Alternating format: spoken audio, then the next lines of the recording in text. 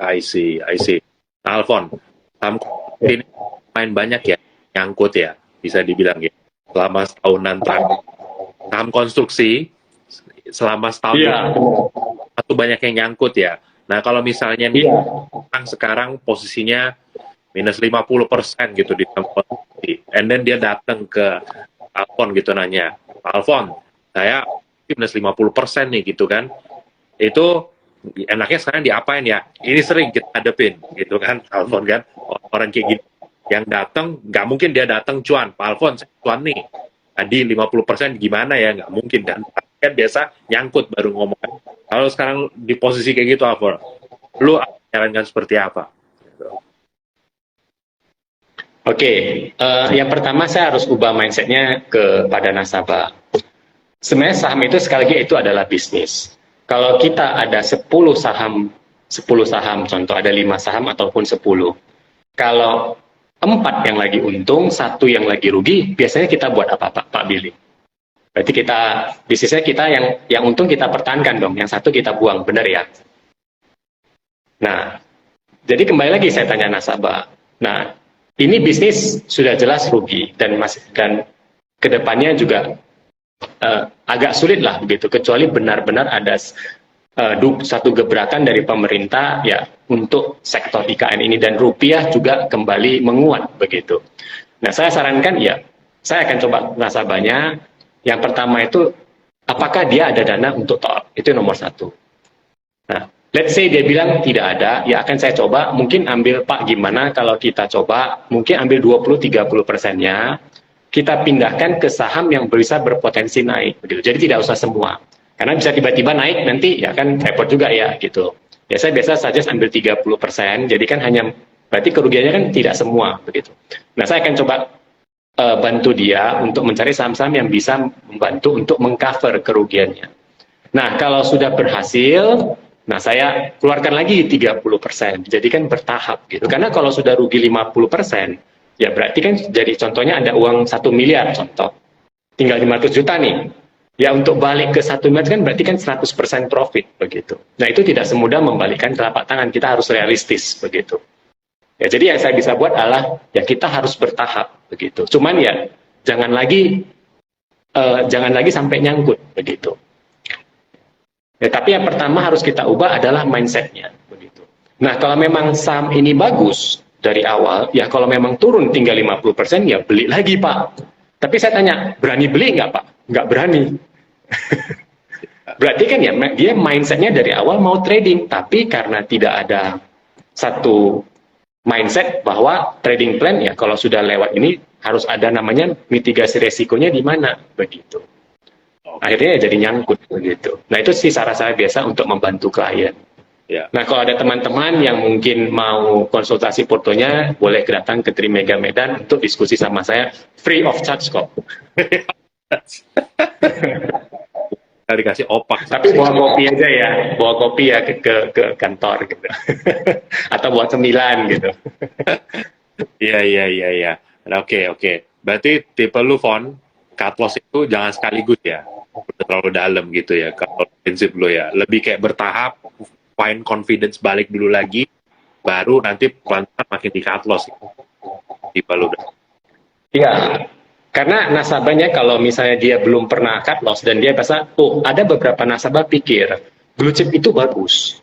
Nah, jangan apa-apa, saya simpan begitu. Contoh dia simpan saham Gudang Garam dan HMSP.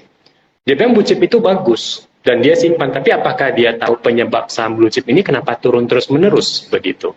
Dan kalau memang dia simpan dan rasa ini bagus, prospek kedepannya bagaimana begitu?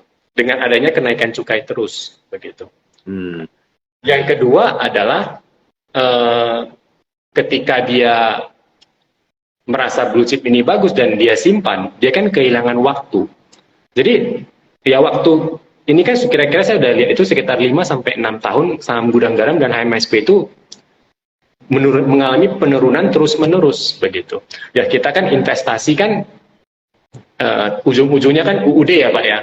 Bukan untuk nyimpan kerugian. Kalau kita nyimpan keuntungan ya lebih bagus begitu.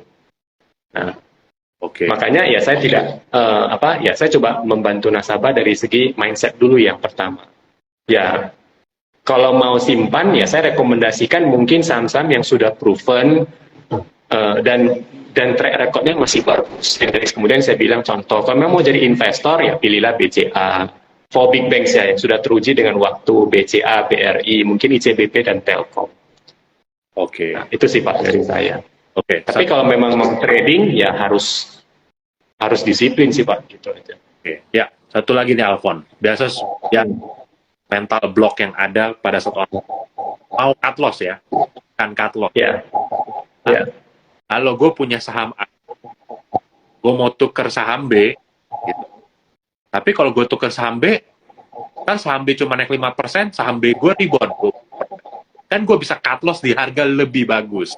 Nah, yang kayak gitu tuh gimana tuh Alfon? Sorry Pak, Ya. kurang tadi agak putus-putus. Putus-putus. Ya.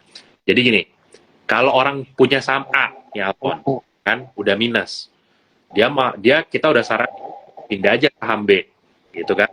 Tapi selalu ada pemikiran kayak, kalau gua pindah ke saham B mungkin cuma diem, kan? Meskipun gua tahu ini bagus lah ke depannya. Mendingan gua hold saham A, gua tunggu sampai dia rebound 20%, ya, Pak. Kan gua bisa cut loss di harga lebih bagus, gitu kan. Nah, kalau kayak gitu biasa lu akan gimana ke tipe nasabah yang seperti ini? Benar. Nah, makanya kenapa saya bilang saya itu juga momentum. Mungkin dia benar, Pak Billy. Mungkin dia benar. Ya mungkin pada saat itu mungkin bisa naik. Cuman ya kita kan di mana-mana kan kita selalu ketika kita membeli sesuatu, melakukan sesuatu, kita selalu memakai namanya alasan. Nah, kenapa sih dasar kamu melakukan ini itu apa? Begitu. Ya kalau mungkin pada saat itu pada momen itu mungkin dia punya logika atau dia punya alasan lebih make sense, ya tidak apa-apa dilakukan, dia punya saran begitu. Ya kita kan juga namanya melihat situasi, kita juga menganalisa begitu. Ya kalau memang pada saat itu dari klien itu dia mau seperti itu ya dan benar ya kita ikutin aja begitu. Nah tapi kan kita juga melihat, nah setelah 1-2 bulan kan kita bisa bilang, atau mungkin 3 bulan, Pak kita sudah melihat keadaan market sekarang dan tidak ada sentimen positif yang bisa mengangkat saham Bapak begitu. Nah contohnya seperti tadi gudang garam, selama cukai rokok masih naik dan marginnya terus tergerus, ya bagaimana dia bisa naik? Nah kecuali ada tunggu harus pre-press 2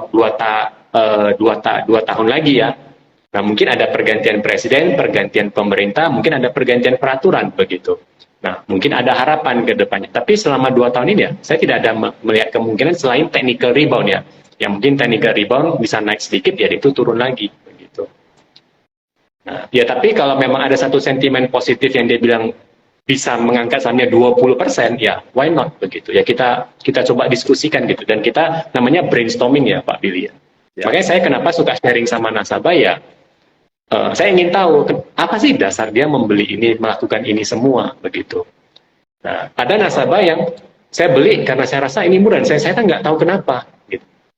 Turun pun dia beli ya, saya pun nggak tahu kenapa, saya pikir udah murah ya beli aja gitu. Itu kan bukan suatu yang logis ya begitu. Ya, apakah murah bisa jadi lebih murah atau this is value investor yang harga murah tapi bisa jadi beggar begitu. Ya. Atau malah yang murah tapi jadi delisting. Jadi what kind of chip that you are looking for begitu. Ya. Nah, Alfon, ini kita mulai ke pertanyaan. Pertanyaannya satu dulu deh. Ini mungkin bisa ditanyakan ke diri Alfon sendiri juga gitu. Saran untuk long term apa ya? Untuk long term. Nah, tadi kalau tadi dari awal saya untuk long term sudah pasti di big banks. Karena kenapa? Karena big banks itu adalah 33% dari ISG kita itu didominasi oleh big banks. 33% bobot big banks itu di IHSG. Jadi mau cerita bagaimanapun kalau big banks itu turun ya ISG itu tetap turun. Dan secara long term kenapa itu bagus? Karena mereka bisa menjaga keuntungan mereka, margin mereka begitu. Nah, ya kita bandingkan aja kredit berapa, deposito berapa suku bunganya, suku bunga kredit dan perbandingan suku bunga deposito dan suku bunga kredit. Nah, kalau saya melihat Indonesia itu masih memiliki tingkat NIM yang cukup tinggi dan interest margin dibandingkan negara-negara lain. Nah, selama itu masih tetap terjaga ya, big banks always make money dan itu akan tetap bagus ke depan. Dan kalau misalnya kita melihat sejarah masa lalu di tahun 98, 2008, dan bahkan sekarang Corona 2020, in just 2 or 3 years time, harga big banks itu mereka akan balik kembali begitu. Sudah terbukti bahkan di BCA, BRI, Mandiri dan BNI begitu. Tapi kalau mungkin mau didiversifikasi ya mungkin boleh dipilih ICBP dan Telkom begitu. Ya, oke.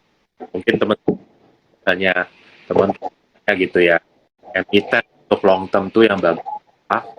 Memang in general saya akon ya bahwa ya big bank itu adalah yang paling oke gitu kan, secara track record udah nggak pernah bohong ya, turun Ya. dia akan all time high lagi kayak gitu kan biasanya gitu. Dan 2-3 tahun cukup ya Alfon ya, tahun itu udah balik gitu kan, nggak perlu nunggu apa gitu. Nah tapi memang kalau misalnya temen tanya ada nggak sih di luar big bank gitu kan, orang suka kayak gitu. Kadang-kadang menurut mereka big banks itu terlalu safe, kok main aman gitu. Tahu ya. 10 ya kan, 15, 20, wah rasanya kurang nendang ya kan. Pokoknya cari yang returnnya siapa tahu bisa lebih tinggi gitu kan. Nah, masalahnya untuk mencari saham seperti ini biasanya tidak mudah ya teman-teman ya. Dan ini biasa nggak saham komoditas yang bisa kayak gini teman-teman. Karena saham komoditas itu punya cycle-nya, boom and bust-nya kan.